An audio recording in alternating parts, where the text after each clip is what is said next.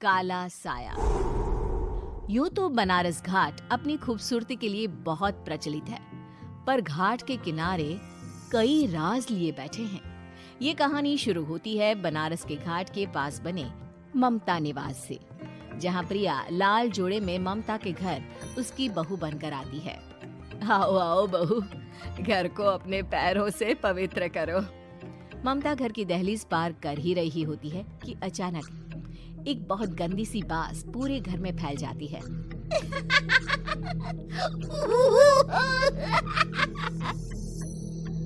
ये बदबू और ये आवाजें, ये कौन हंस रहा है माँ? अब ये पड़ोसी ना हमारे थोड़े अलग से है। कहाँ हम शाकाहारी और ये मांस मच्छी खाने वाले। छोड़, तू ध्यान मत दे और गृह प्रवेश कर। और हाँ बहू, अपनी सास की एक बात हमेशा याद रखना, इन पड़ोसियों से तो कभी बात नहीं करेगी। अच्छे लोग नहीं है ये। अपनी सास की ये बात मानेगी ना बेटा? हाँ माँ, जो आपकी मर्जी, मैं उनसे बात नहीं करूँगी। अगले दिन प्रिया अपनी पहली रसोई बनाने रसोई घर में जाती है। ये छोक की बात तो नाक में जा रही है। एक काम करती हूँ, खिड़की खोल देती हूँ। प्रिया खिड़की खोलने जाती है। इतने जाले, लगता है इस खिड़की को कभी खोला ही नहीं गया। पर ऐसा क्यों? ओह, नॉन वेज की स्मेल आती होगी ना। 2 मिनट के लिए खोल लेती हूँ, फिर बंद कर दूंगी। प्रिया खिड़की खोलती है। खिड़की खोलते ही उसकी नजर सामने वाले घर की खिड़की पर पड़ती है, जहाँ एक लड़की खड़ी होती है। हाथों में मेहंदी, लाल रंग की साड़ी, बिल्कुल सजी धजी, मानो प्रिया की तरह ही वो भी नई नवेली बहू हो। वो प्रिया को देखकर मुस्कुराती है। हे भगवान, माँ ने तो इनसे बात करने को मना किया था। प्रिया फौरन ही खिड़की बंद कर देती है और तवे पर चढ़े रोटी की ओर देखने लगती है, पर वहाँ रोटी न होकर मछली पड़ी होती है। ये क्या? पहली ही रसोई में इतनी बड़ी गलती। हे भगवान, अब मैं क्या करूं?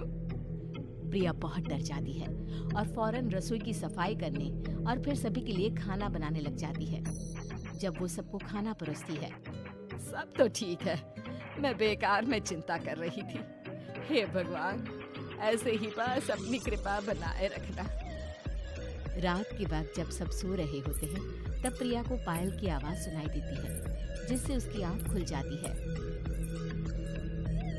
ये पायल की आवाज कहाँ से आ रही है? प्रिया उठकर उस आवाज के पीछे छत की सीढ़ियों तक जाती है। तभी उसे बच्चे के रोने की आवाज आती है। प्रिया छत पर जाती है तो क्या देखती है? वही लाल साड़ी वाली लड़की अपनी गोद में एक नवजात बच्चे को घुमा घुमा कर सुला रही है। तभी प्रिया की नजर उसके पेट पर पड़ती है। ओह गॉड, ये तो प्रेग्नेंट भी है। सुनिए, बच्चा सो नहीं रहा है क्या? मैं कुछ मदद करूं? नहीं नहीं, आपके घर वालों को अच्छा नहीं लगेगा, मैं संभाल लूंगी।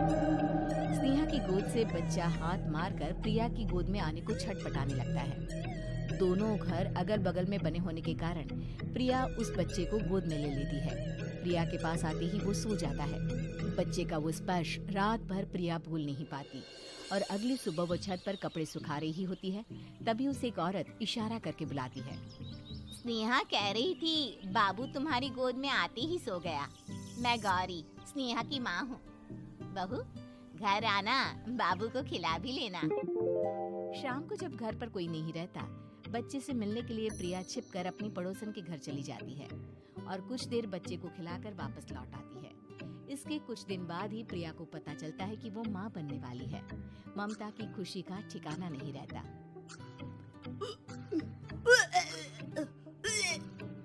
माँ जी, पता नहीं क्यों उल्टी आ रही है। प्रिया भागती हुई वॉशरूम में जाती है तो हरे और लाल रंग की उल्टी करती है। उस उल्टी में से कीड़े निकलते हैं। ये क्या? खून और ये कीड़े! माँ! माँ! प्रिया की आवाज सुनकर ममता दौड़ कर आती है, पर बेसिन में कुछ नहीं होता। प्रिया हक्की बक्की रह जाती है। ये सब क्या हो रहा है? प्रिया घबरा जाती है और अपने कमरे में जाकर सो जाती है। डर के कारण वो इतनी थक जाती है कि उसकी आंख लग जाती है। तब उसे ऐसा लगता है उसके पेट पर मानो कोई बैठा हुआ हो। कौन हो? प्रिया के पेट पर एक 5 महीने की बच्ची बैठी हुई थी, जो बुरी तरह जली हुई थी। माँ, तुम ही मुझे लाई ना अपने पेट में। मैं तुम्हारी माँ नहीं हूँ। कौन हो तुम?